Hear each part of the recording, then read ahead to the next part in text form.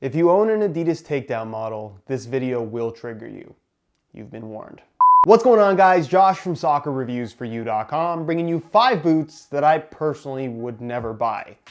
2018 edition. Now, people become interested in different boots for all kinds of different reasons. Mainly, they're drawn to a specific product based on the way it looks. Some people are a little bit more hardcore. They're looking for a specific type of fit, a specific type of feel, which realistically is what you should be focusing on more so than the looks. But I definitely understand that you want a boot that you like the look of as well, whether it's a design or a specific colorway. Everything does matter when you're spending your hard-earned money. However, we also tend to focus on the good and not so much the bad. So this video is all about 5 boots that I personally wouldn't buy based on personal experience and also based on other options that are out there for reasons that I'm going to explain with each individual example. If you guys do end up enjoying the video, don't forget to support it with a like. And if you're new here watching for the first time, don't forget to hit that subscribe button along with the little bell notification for daily videos on all the latest and greatest soccer gear. Now, before we get into the list, there's a few things to note, and that is, one, that the list is in no particular order. I wouldn't buy any of these boots, so the order does not matter at all. Also, this list is going to be viewed as very negative, and to a certain extent it is. But if I put a boot on this list, that does not make it bad, because I know a lot of people watching this video will own some of these boots. And if you own some of these boots and really like them, that's perfectly fine. As long as you're happy with them, that is ultimately what counts. I'm simply giving you my perspective, the perspective of somebody that has actually tried all these different boots. I'm gonna criticize why I wouldn't buy it, and then also tell you what I would buy instead, because this is not a case of this shoe is bad no matter what. It's a case of this shoe is bad, it costs this much money, and you have these other options at the same price or perhaps even less. So that is basically what I'm gonna be focusing on when saying that a shoe is not what I would buy, mainly because there's something else I would buy instead. But let's be real, the people who are gonna get angry in the comments probably skip past this part anyways. So with that said, let's get right into the list. It's also worth noting that this list is made up exclusively of current models, nothing that is now discontinued. Number 1 is not one specific boot, but more so an entire category of boots, and you guessed it, it's Adidas takedown models. Now, I know this is something that's going to make people angry because Adidas is obviously one of, if not the most popular brand in football boots right now, and they clearly sell a lot of takedown models. If you go and play, you're probably gonna see a lot of Adidas takedown models being worn. Does that mean that they are 100% bad? No, because I already said that in my disclaimer, so don't get me wrong here. The reason why I would not buy any of the current Adidas takedown models, so 18.2, or 18.3, 18.4 is kind of generic. I'm not really counting that kind of stuff because it's just really, really cheap, more so entry-level stuff. But the 18.3 and 18.2 models, which are gonna retail $120 to $150 at the 18.2 tier, and then about $80 to $100 at the 18.3, at those price points, you just have much better options from other brands. Adidas, while their takedown models are getting better, I will give them credit. The X18.3 that I have right here and the Nemesis 18.3, they're not that bad, but are they the best options at their respective price points? The simple answer to that question is no. So if you're planning on buying a pair of boots and you're on a budget and you have between $80 and $150 to spend, you should take a look at Nike takedown models. And I know some people are Adidas people, some people are Nike people, and they don't want to cross either side. But trust me when I say that the vast majority of Nike's takedown models at the same price points are far better quality, far better in general when compared to the Adidas ones, at least right now. Which brings us to number 2 on this list, which is made up of basically 2 boots that are kind of a variation of the same thing. And it does, to a certain point, contradict what I just said in the first part of this video, but it is the Nike Mercurials in the Academy tier, the Vapor 12 Academy or the Superfly 6 Academy. They're not bad, but I wouldn't buy them. Now, just like Adidas takedown models, these are extremely popular. I would actually argue that these are the most popular takedown models on the market right now. You're gonna pay between $80 and $100 depending on which variation that you go for. And of course, the Mercurial line has been, and pretty much still is, the most popular line of football boots, period. There really isn't anything that I would say even comes close. Everyone knows what a Nike Mercurial is, even if they're not into football boots. However, the reason why I would not buy these is because for the money, at these respective price ranges, you have better options from Nike themselves for this style of shoe. And I know that's the argument. I like the Mercurial style. I like the way that they fit. I love the barefoot lightweight sensation. Well, guess what? You can get that same experience, but better from the Nike Hypervenom Felon 3 that is now technically called the Hypervenom Phantom 3 Academy. That shoe features a thinner upper that is better quality and much more comfortable. It fits better, if not even tighter than these.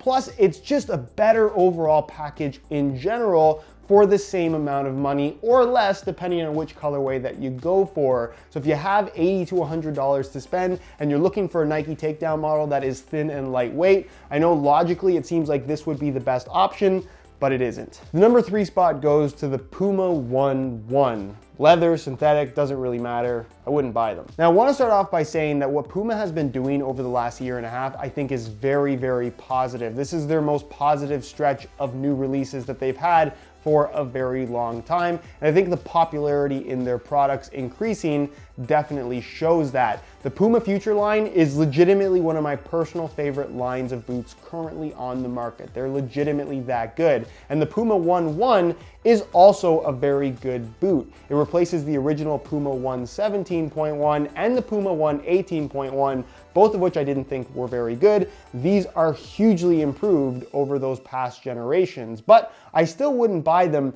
mainly because it's just not what I really like. I'm not sure what they're trying to do with this particular line. It's kind of an odd looking boot. It has the mid-cut look, which is very popular right now, but whether you go for the leather or synthetic variation of this shoe, it's just an odd look, and it's not something that I think most people are all that into, which has reflected in the overall sales at this point in time. And I know I just said that these are hugely improved over the models that it replaces, which is a very positive thing, but considering the lack of success with the first 2 generations of the Puma One, I'm not sure why they chose to continue with this particular name, with this particular design setup, because it clearly just isn't working. If you're gonna create a brand new boot and there's no hype around it for the first couple generations, I think it's pretty proven at this point that it just makes more sense to start over, change the name completely, and go in a completely new direction. Maybe we'll see that in the near future from Puma, but for now, we have the Puma One. Also one of the worst names in football boots right now.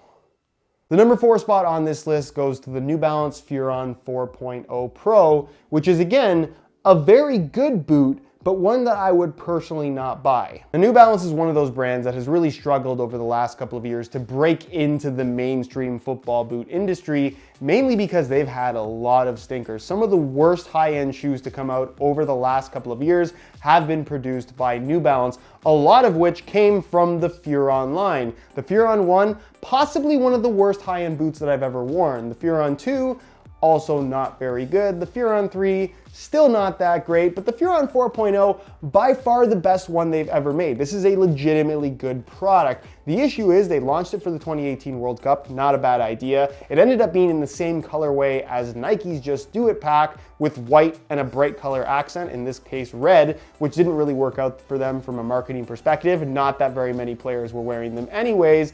Then they retailed them for $250, which is way too much money. You cannot sell a New Balance Fearon 4.0 Pro for the same price as a Nike Mercurial Vapor 12 Elite. It's just not gonna work. If you ask 10 people which one they would rather have, the New Balance Fearon or the Vapor 12 Elite, I guarantee you that 10 out of 10 are going to say the Vapor. So for that reason, simply there, I just wouldn't buy these, because for the money, basically what these have on offer just isn't as good, or at least what I perceive to be as good as other products that are available at the same price or less. Again, I don't think these are bad. I think they're very, very capable. It's just not something that I would buy, and given the track record of the Fearon name in general, I would be very, very scared to spend $250 on a pair of these. And then the final spot of boots that I would not buy goes to the high-end Nemesis boots, the 18 generation.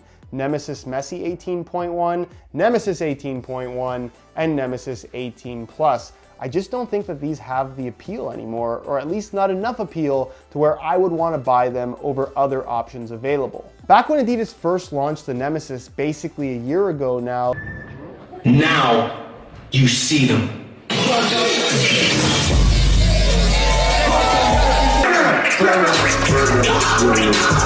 there was some hype around the product, but it really never caught on. It was kind of a cool idea. The concept of the boot was visually different than anything else, so I think there was some hype based around simply that. But like I said, it's not a boot that really ever gained any kind of traction in regards to popularity. You had the 17 plus laceless model, the 17.1 Nemesis, which I think was drastically better, the best variation of that shoe. And then they had the messy variant, which was a 17 plus and a 17.1, even though he never wore the laceless 17 plus model as his flagship signature model. Now we basically have the refresh variation, which in all honesty does improve over the original, but for the most part it remains almost exactly the same. I'm of the opinion at this point, a guy like Messi just needs his own silo, period. He doesn't need a variant of a silo that already exists and isn't very popular. They're trying to use Messi's name to try and gain some traction here with the Nemesis, and I just don't think that it's going to work. People are not interested enough in this particular shoe. And as far as the regular Nemesis boots are concerned,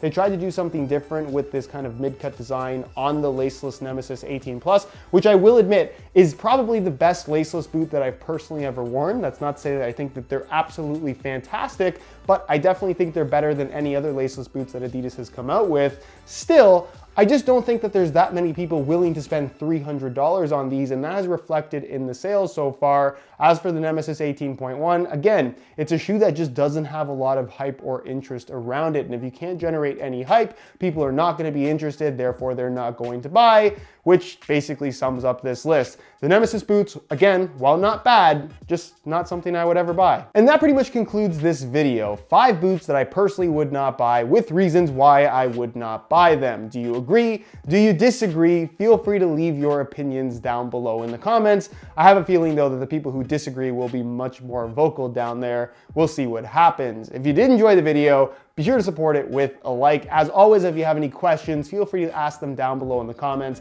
and I'll do my best to get an answer out to you as soon as I possibly can. Subscribe if you haven't already for daily videos on all the latest and greatest soccer gear. You can find all my social media information linked down below in the description as well. And other than that, guys, hope you enjoyed the video, and as always, thanks for watching.